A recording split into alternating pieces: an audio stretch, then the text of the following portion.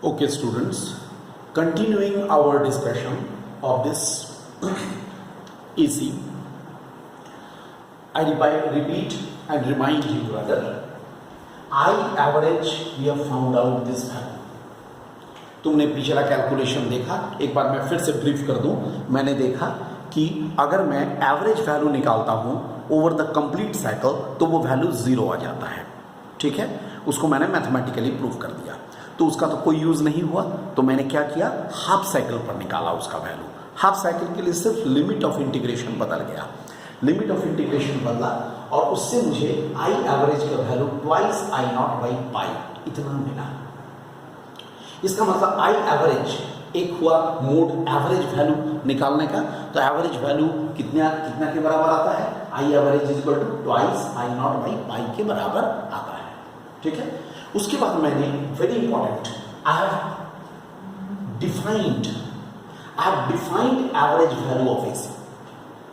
Look, this is an important. I have defined average value of AC. How I have defined the average value of AC? I have defined average value of AC that average value of AC is the direct current which sends the same charge in a circuit in the same time, ठीक है, as it is sent by given AC in the one half cycle, half time period, half cycle और half time period. यानी direct current ये कितना है, क्या है ये वो डायरेक्ट करंट का वो वैल्यू है ना. एवरेज वैल्यू क्या है, ये डायरेक्ट करंट का वो वैल्यू है, मतलब कांस्टेंट करंट का वो वैल्यू है जितना कि एक एसी के द्वारा, गिवन एसी के द्वारा हाफ टाइम पीरियड में उसका चार्ज को भेज करके निकाला जाता है. ये डेफिनेशन हुआ एवरेज वैल्यू ऑफ एसी का. अगर तुम्हें कहता है define average value of AC, you will define this. मतलब वो ठीक है, एवरेज वैल्यू मैंने निकाला और मैंने ये देखा कि हाफ साइकिल पर ही एवरेज वैल्यू निकाला जा सकता है. अब आते हैं दूसरा मोड. दूसरा क्या मोड है, तो तुम बोलोगे दूसरा मोड है हम आरएमएस वैल्यू ले सकते हैं, रूट मीन स्क्वायर वैल्यू. इसे मैं कैसे डिफाइन करता हूं, it is the value of the direct current which produces the same heating effect not charge, heating effect which produces the same heating effect in a given resistor as is produced by a given AC for the same time. याद रहे, same time में given AC के द्वारा. अब तुम बोलोगे इसमें तो साइकिल के बारे में कुछ नहीं कहा गया. इसमें तुम कोई भी साइकिल ले सकते हो, क्योंकि थोड़ा सा इसको समझो. तुम क्या निकाल रहे हो, रूट मीन स्क्वायर वैल्यू. तो कैसे निकाला जाता है, पहले तुम्हें मीन स्क्वायर वैल्यू निकालना होगा, फिर उसको रूट ओवर करना होगा. मीन स्क्वायर वैल्यू हम कैसे निकालते हैं, मीन स्क्वायर वैल्यू निकालने के लिए हर जगह पर करंट को स्क्वायर कर दिया जाता है. तो भाई जितना पॉजिटिव करंट का स्क्वायर होगा, नेगेटिव करंट का भी स्क्वायर भी पॉजिटिव ही होगा, है ना. इसलिए इसको एक बात समझो, जब तुम एवरेज वैल्यू लेते थे तो एवरेज में हम क्या करते हैं, टोटल पॉजिटिव साइकिल का करंट, टोटल नेगेटिव साइकिल का करंट दोनों जुड़ेगा तो ऐसे भी तो जीरो हो जाएगा, बिकॉज इतना करंट पॉजिटिव है, इतना करंट नेगेटिव है. भले ही हम लोग उसको मैथमेटिकली दिखाए हैं. और जब तुम मीन स्क्वायर लोगे तब क्या करोगे, हर करंट को तुम स्क्वायर करते हुए जाओगे, चाहे वो पॉजिटिव करंट हो साइकिल का या नेगेटिव साइकिल का करंट हो, सब चूंकि स्क्वायर होता जाएगा, इससे कोई फर्क नहीं पड़ेगा whether you take this in the half cycle और इन द फुल साइकिल. इसलिए साइकिल के बारे में कोई जिक्र नहीं है. यानी मैं क्या कहता हूं, ये उतना हीट प्रोड्यूस करेगा. तो मैं क्या लिखता हूँ, I is equal to I not sine omega T, जो कि एसी का वैल्यू है. हम लोग बराबर इसी को लेकर चल रहे हैं. Amount of the heat produced in a small time dt time में कितना हीट प्रोड्यूस होगा, dH I square R into D T, I not sine omega T whole square R into D T. तो amount of the heat produced in one complete cycle मैं ले लेता हूँ. देखो इतना हो जाएगा one complete cycle. Let I RMS value of the AC, तो उसके द्वारा कितना हीट प्रोड्यूस होगा in the time capital T, H is equal to I R M S square into R into T. क्योंकि रजिस्टर तो वही है। इतना दोनों को मैंने इक्वेट कर दिया। अब देखो इन दोनों को इक्वेट किया तो r और r कैंसिल होगा। अब मैं इसको क्या लिखूंगा, I R M S square is equal to I not square, ठीक है, integration of sine square omega T D T, T is equal to 0 से लेकर के T is equal to capital T. Dear student, this integration is a tough integration, it's a long integration, at least it's मतलब इसको कहते हैं it's a long integration. बहुत ज़्यादा difficult ना भी हो तो ये लॉन्ग इंटीग्रेशन है।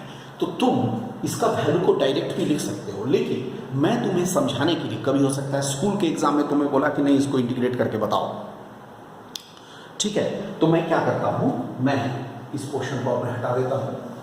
I just remove this portion, is not needed for us. What I do here, I integrate this portion. मैं तुम्हें सिर्फ इस पोर्शन का इंटीग्रेशन बताता हूं अलग से। You can create also in your notes also, you can do it separately like this, sin square omega t dt, ठीक है, t का वैल्यू 0 से लेकर के t का वैल्यू t तक जाएगा, that is equal to half integration of twice sin square omega t dt, t का वैल्यू 0 से लेकर के t का वैल्यू t तक जाएगा, ठीक है। मैं सिर्फ इस पोर्शन को इंटीग्रेट करके बता रहा हूं तुम्हारे समझने के लिए। ये पोर्शन ऑप्शनल है, ध्यान से समझो, ये पोर्शन ऑप्शनल है। अगर तुम्हें स्कूल के एग्जाम में बोला कि नहीं इसको डिराइव करके बताइए या कभी भी, तो तुमको बताना होगा, और नहीं तो तुम डायरेक्ट रिजल्ट लिख सकते हो। That means you will write 1/2 here 2 sin square omega t, it can be written as t is equal to 0 to t is equal to capital T, 1 minus cos 2 omega t dt. I hope all of you can understand this. Then it should be equal to half बाहर आ जाएगा, और इसको मैं integration by parts करके 2 part में बांटता हूँ। t is equal to 0 से लेकर के t is equal to t, okay, here dt is also there, ऐसा लिखता हूँ dt इस तरह से।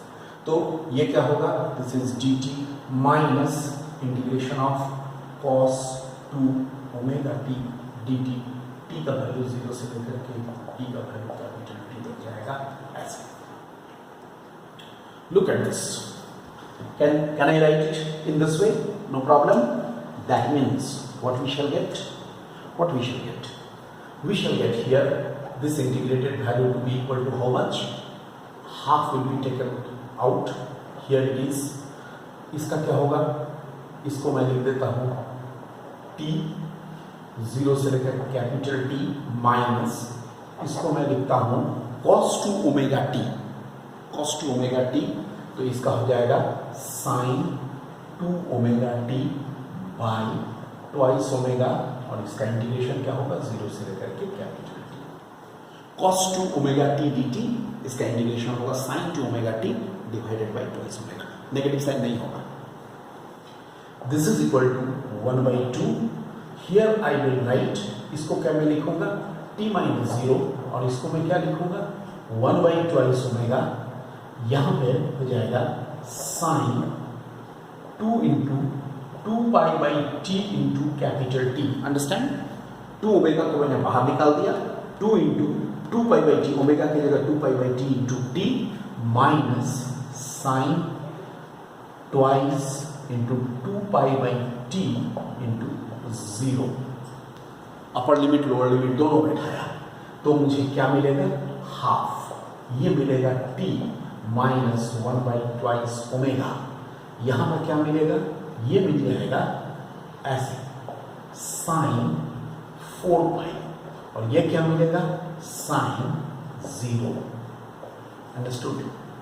साइन 4 पाई भी 0 के बराबर होता है, 0 भी 0 के बराबर होता है, यानी मुझे क्या मिला, ये लास्ट वाला term simply t/2। Look how simple it is, what simple value I am getting, I am getting simply it is equal to t/2, that's all. मैं इसका वैल्यू t/2 ले आया। अब मैं क्या करता हूं इसको, ना substituting, I write here, after integration we have, मुझे क्या मिला, I RMS square is equal to I naught square into T by 2. देख लीजिए, I, it is, I am getting it, I RMS square, it is this value. See this, what we are getting,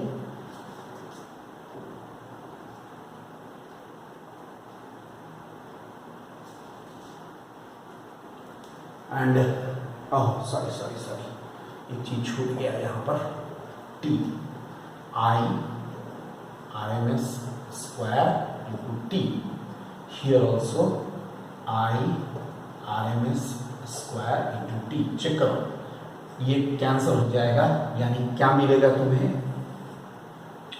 I RMS equal to I not by root. एक बार check कर लीजिए, यहाँ पे T छूट गया था, I have written T, right, I RMS is equal to I not by root 2. Then what we are getting, I RMS भी मिल गया और I एवरेज भी मिल गया। तो ये हो गया हमारा टोटल रिजल्ट। एक बार मैं आपको याद दिला दूं, I just remind you here, look,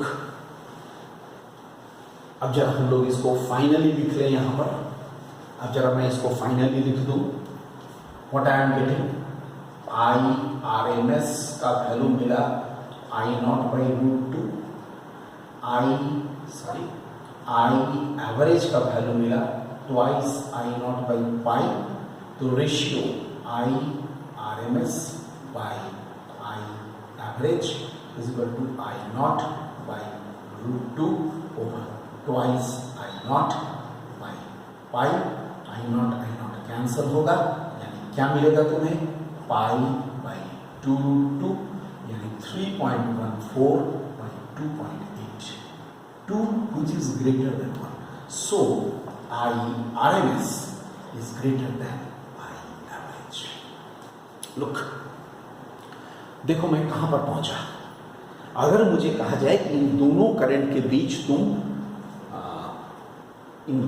beach compare करो, तो तुम्हें क्या मिलेगा, I RMS का वैल्यू I एवरेज से ज्यादा मिलेगा, समझ गए।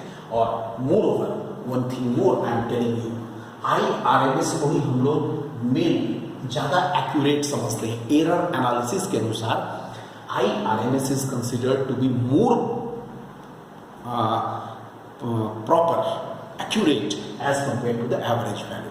इसलिए कभी भी अगर बोलेगा कि value of AC is this, तो हम लोग क्या लेंगे, हम लोग उसको RMS वैल्यू कंसिडर करेंगे, समझ गए।